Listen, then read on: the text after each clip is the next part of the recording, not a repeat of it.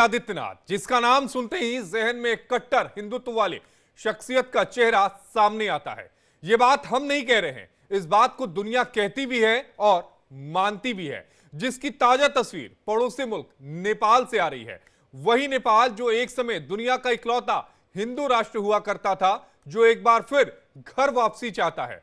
लेकिन इस बार घर वापसी का जरिया बनेंगे योगी आदित्यनाथ।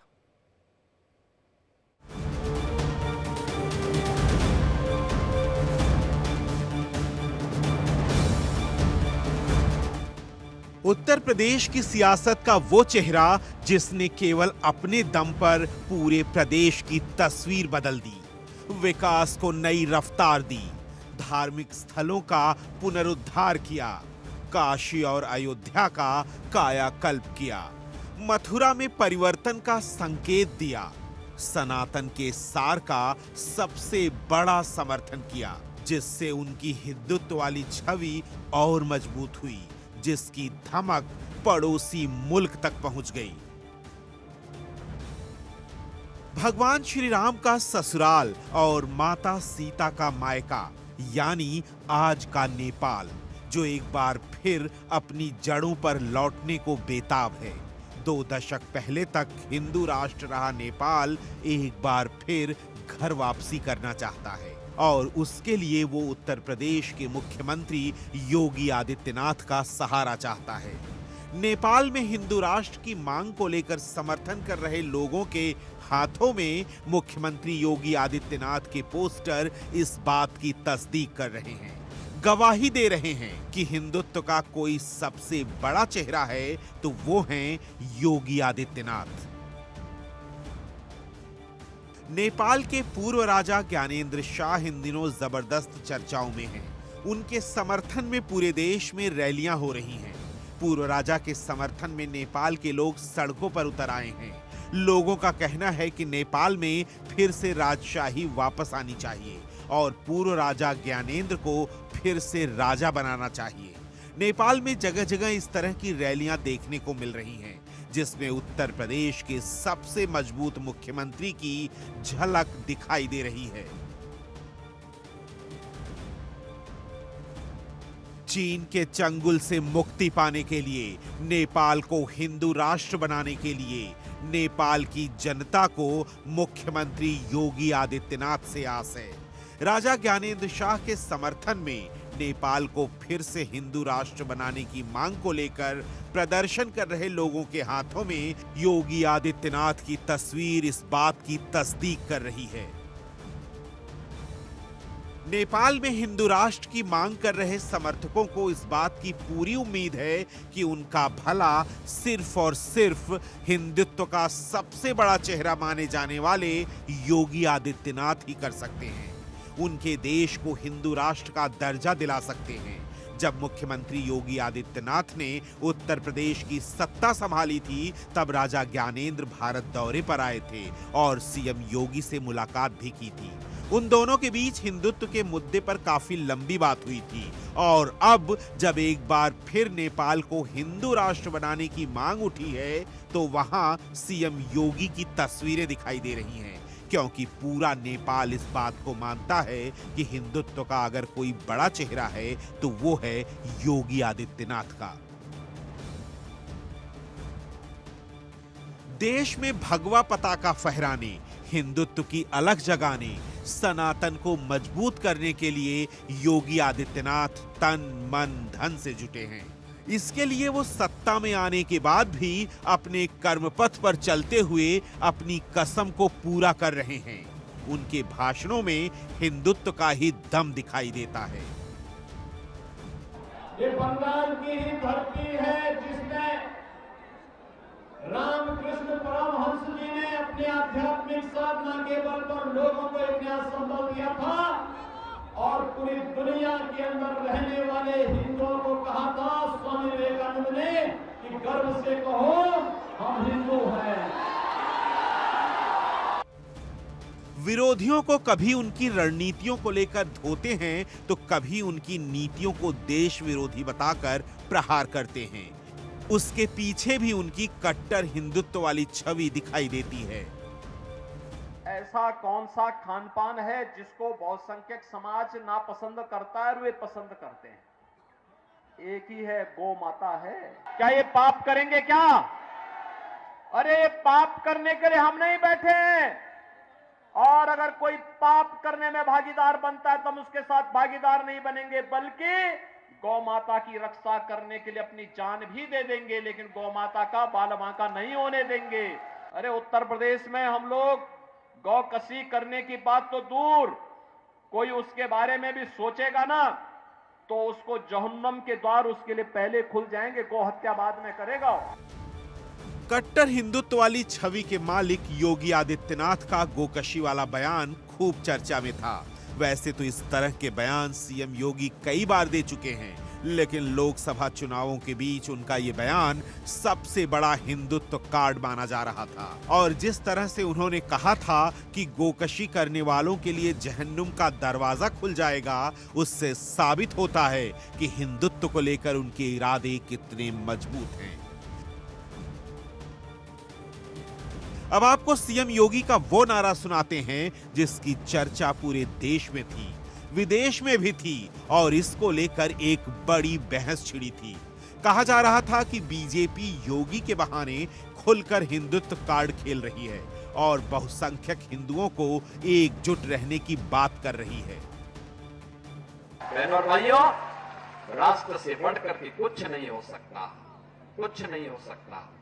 और राष्ट्र तब सशक्त होगा जब हम एक रहेंगे, नेक रहेंगे, तभी नेक रहेंगे। बटेंगे तो कटेंगे। आप देख रहे हैं ना, बांग्लादेश में देख रहे हो ना,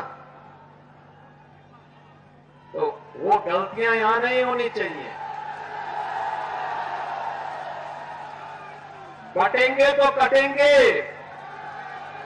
एक रहेंगे तो नेक रहेंगे। 2017 में मुख्यमंत्री बनने के बाद योगी आदित्यनाथ ने अपनी कट्टर हिंदुत्ववादी छवि को नरम किया था, लेकिन दोबारा सत्ता में आने के बाद उन्होंने फिर से अपने पुराने रूप में लौटने के संकेत दिए थे। उनके बयानों और नीतियों में हिंदुत्ववादी रुख फिर से मजबूत हो रहा है, जिसकी धमक पड़ोसी मुल्क तक सुनाई दे रही है। तभी तो नेपाल के लोगों को उम्मीद है कि उनके देश को फिर से हिंदू राष्ट्र का दर्जा दिलवाने में मुख्यमंत्री योगी आदित्यनाथ ही मदद करेंगे। Bureau report, India daily.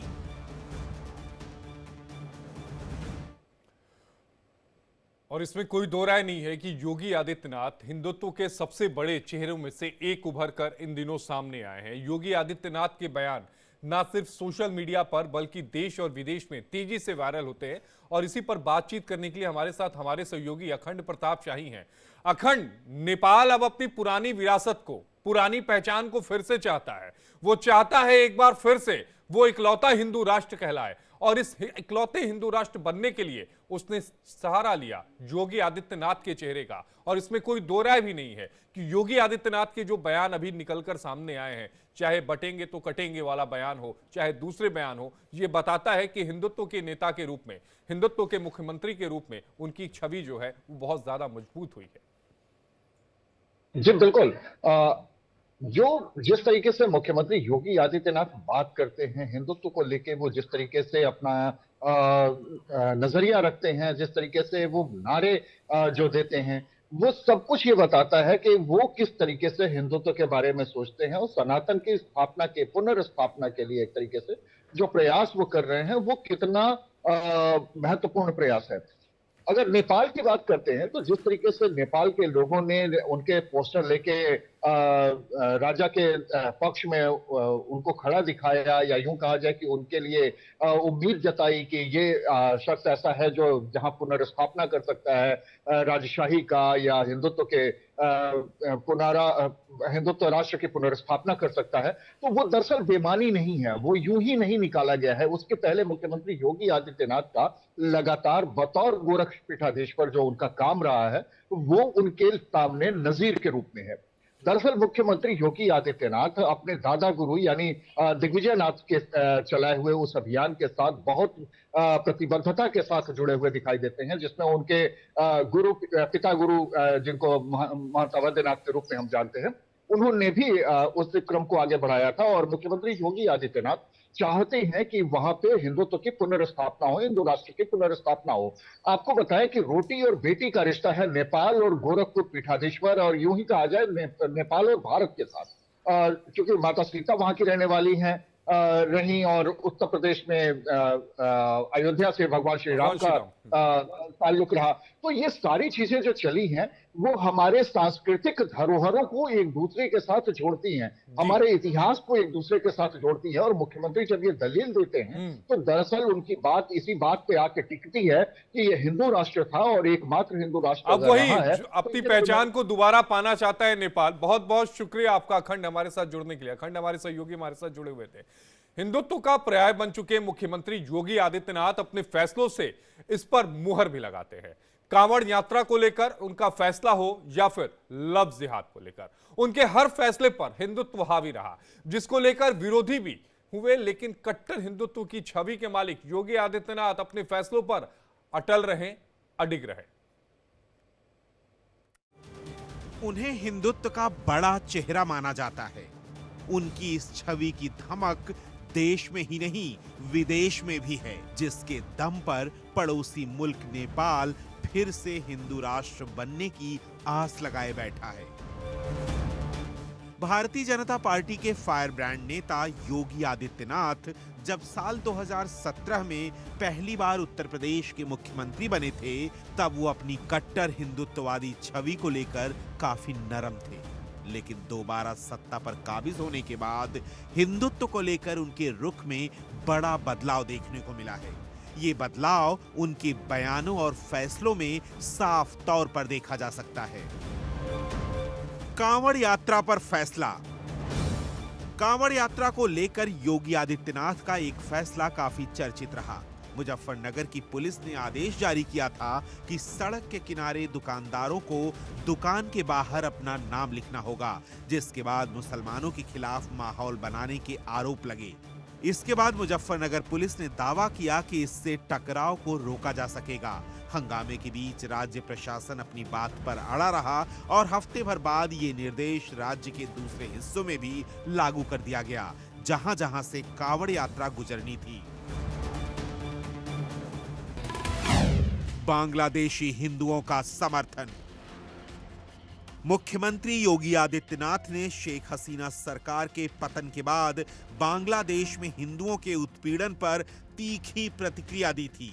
CM योगी ने कहा था कि बांग्लादेश में हिंदुओं की रक्षा करना और संकट के समय उनका समर्थन करना हमारा कर्तव्य है और हम हमेशा उनके साथ खड़े रहेंगे, चाहे परिस्थितियां कैसी भी हों।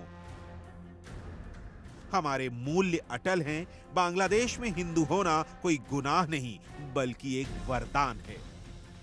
कि जो दृश्य 1947 में हुआ था वही दृश्य तो आज बांग्लादेश के अंदर हम सबको देखने को मिल रहा है। 1.5 करोड़ हिंदू किस तरीके से बांग्लादेश के अंदर आज चिल्ला चिल्ला करके अपने आप को, अपनी अस्मिता को बचाने के लिए गुहार लगा रहे हैं और दुनिया के मुंह सिले हुए कथित सेकुलरिस्ट भारत के अंदर भी इनके मुंह सिले में एक भी शब्द इनका नहीं निकल रहा है, क्योंकि उनको भय है कि अगर इन निरीह कमजोर लोगों के पक्ष में इन्होंने आवाज निकाली तो इनका वोट बैंक खिसक जाएगा। सनातन को बचाने की अपील। हिंदुत्व का बड़ा चेहरा माने जाने वाले योगी आदित्यनाथ ने सनातन धर्म को खतरे में डालने वाले संकट के खिलाफ एकजुट होने की अपील की थी। राम मंदिर के निर्माण का जिक्र करते हुए उन्होंने कहा कि ये अंतिम मंजिल नहीं है बल्कि एक पड़ाव है और सनातन को सुरक्षित करने के लिए सभी को एकजुट होना पड़ेगा। हम याद करें, जो समाज इतिहास की गलतियों से सबक नहीं सीखता है उसका उज्जवल भविष्य पर भी ग्रहण लगता है। सनातन धर्म पर आने वाले संकट के लिए फिर से एकजुट होकर के कार्य किए जाने की आवश्यकता है। इसके लिए एकजुट होकर के लड़ने की आवश्यकता है। राम मंदिर का निर्माण यह केवल मंजिल नहीं है, एक पड़ाव है और इस पड़ाव को आगे भी निरंतरता देनी है, क्योंकि सनातन धर्म की मजबूती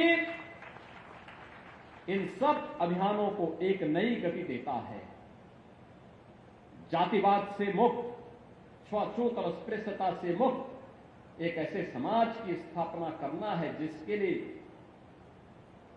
लिए प्रभु श्री राम ने अपना पूरा जीवन समर्पित किया था। और इसीलिए तो अयोध्या धाम में उस प्रकार का प्रयास किया गया है, अयोध्या को उसकी पहचान मिले। इस पहचान ने अयोध्या के संतों का गौरव भी बढ़ाया है, हर अयोध्यावासी को देश के अंदर गौरवान्वित किया है।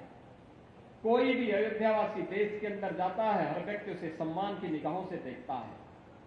हमें इस सम्मान को बरकरार रखने के लिए अपने स्तर पर भी प्रयास करना होगा। सम्मान मिलता नहीं, मिले हुए सम्मान को संरक्षित करना, उसको सुरक्षित रखना, अगर इस दिशा में हमारा प्रयास सार्थक हुआ तो एक लंबे समय तक आप सब इस सम्मान के पात्र बने रहेंगे और ये हमारा प्रयास होना चाहिए। और यही कार्य यहां पर डबल इंजन सरकार कर रही है। हिंदुत्ववादी नेता की छवि, देश के सबसे बड़े सूबे के मुख्यमंत्री जो हिंदुत्व का बड़ा चेहरा माने जाते हैं, उनकी राजनीतिक यात्रा की शुरुआत 1998 में हुई थी, जब वो गोरखपुर के सांसद बने थे।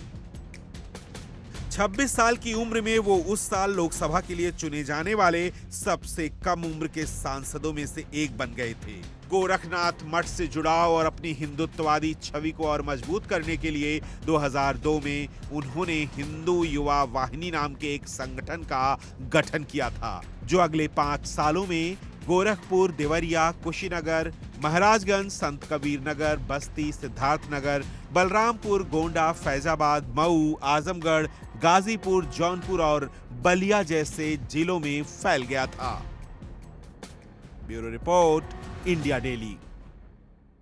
और इसी पर बातचीत करने के लिए हमारे साथ हमारे सहयोगी संतोष ओझा वाराणसी से हमारे साथ लाइव जुड़े हैं। संतोष जी, आपने वो दौर देखा होगा, मैंने भी वो दौर देखा है कि पूर्वांचल में सबसे बड़े हिंदुत्व के चेहरे योगी आदित्यनाथ हुआ करते थे, लेकिन अब योगी आदित्यनाथ पूर्वांचल से आगे निकलकर यूपी के मुख्यमंत्री बने, लेकिन अब राष्ट्रीय नहीं अंतर्राष्ट्रीय स्तर पर भी हिंदुत्व के सबसे बड़े चेहरों में से एक अगर कोई है तो वो योगी आदित्यनाथ बन चुके हैं। देखिए, सबसे बड़ी बात है कि जिस पीठ से गोरखनाथ पीठ से ये आते हैं, उस पीठ की यदि बात किया जाए, उसके अतीत की बात की जाए, तो निश्चित तौर पे ये कहा जाएगा कि वो पीठ हिंदुओं के लिए जाना जाता है, हिंदूवादियों के लिए जाना जाता है। ये एक बात हुई। दूसरी बात यदि देखी जाए तो निश्चित तौर पे ये कहा जाएगा कि ये पूर्वांचल से आगे बढ़ते हुए उत्तर प्रदेश, और उत्तर प्रदेश से जो भारत की सीमा है उसको लांघते हुए अब नेपाल की ओर यदि बढ़ चले तो ये ज्यादा अच्छा है। साफ सा बात है कि प्रदर्शनकारी राजा को वापस बुलाने के लिए, ज्ञानेंद्र को वापस बुलाने के लिए जहां योगी की तस्वीर को लेकर चल रहे हैं, ये कहा जाए कि एक हिंदूवादी उस नेता का तस्वीर लेकर चल रहे हैं जिनके कथनी और करनी में अंतर नहीं देखी जाती, जिनके कथनी में ये देखी जाती है कि हिंदूवाद और जो राष्ट्रवाद है वो कूट के भरा हुआ है। तो ये साफ है कि जो राष्ट्रीय सीमा रेखा है वो उसको लांघते हुए अंतर्राष्ट्रीय सीमा की ओर है। नेपाल जो अपना पड़ोसी देश है, उनको ये विश्वास है कि हम जो 4 साल पहले की जिस इतिहास में जिया करते थे, उस इतिहास को लाने के लिए योगी आदित्यनाथ का साथ होना चाहिए, और बिना इनके साथ के शायद ये नेपाल में संभव नहीं होगा। यहाँ के वहाँ के इस प्रदर्शनकारियों में है। यदि बात हम यूपी या यूपी से लगाए दूसरे शहरों की बात करें या फिर प्रदेशों की बात करें, तो ये साफ है आशीष जी की समझा जा सकता है कि योगी आदित्यनाथ जी की जो छवि है वो गोरखपुर से बाहर निकलते हुए उत्तर प्रदेश, जैसा कि हमने पहले कहा, उत्तर प्रदेश से भारतवर्ष और भारत के बाद अब नेपाल तक जा पहुंचा है। और ये छवि सिर्फ और सिर्फ इस बात के लिए जानी और पहचानी जा रही है कि हिंदूवाद की बात और हिंदू राष्ट्र की बात यदि किसी में दमकम से रखने की क्षमता है तो वो योगी आदित्यनाथ है। तो समझा जा सकता है कि प्रदर्शनकारी जिन मंशा को लेकर उनके फोटो के साथ प्रदर्शन को, अपने आवाज को बुलंद कर रहे हैं, अपनी मांग को बुलंद कर रहे हैं, उन्हें ये उम्मीद है कि ये ऐसा एक दिन आएगा और इसमें निश्चित तौर पे योगी आदित्यनाथ उनके साथ होंगे, चाहे वो समर्थन के रूप में हो या फिर निर्देश के रूप में हो। जी, आपने बिल्कुल सही बोला संतोष ओझा जी, आपका जुड़ने के लिए बेहद शुक्रिया।